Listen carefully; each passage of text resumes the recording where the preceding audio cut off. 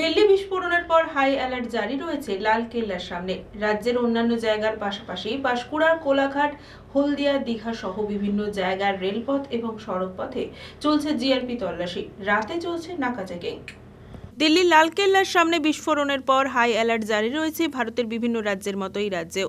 রাতের দিকে পূর্ব মেদিনীপুরের পাঁশকুড়া, কোলাঘাট, হলদিয়া, দীঘা সহ বিভিন্ন জায়গায় পুলিশ এবং রেলের জিআরপি তল্লাশি চালায় সড়কপথ এবং রেলপথ। একইভাবে রাতে পূর্ব মেদিনীপুরের কোলাঘাটের হলদিয়া মোড়ে 16 নম্বর জাতীয় সড়কের বিভিন্ন গাড়ি তল্লাশি চালায়।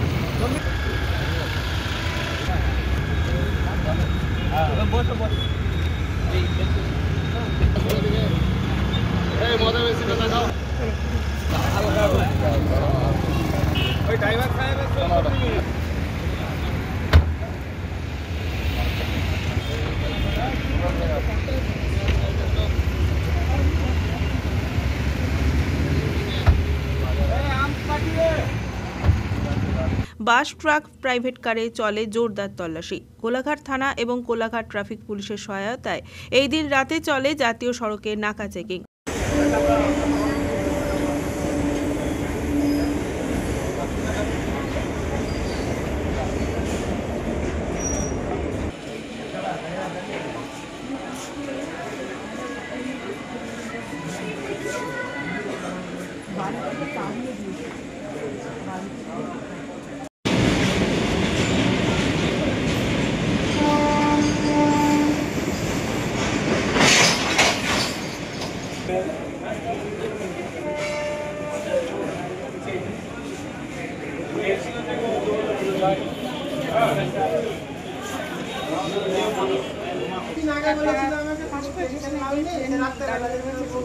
ভেতরেও কিন্তু তল্লাশি চলছে।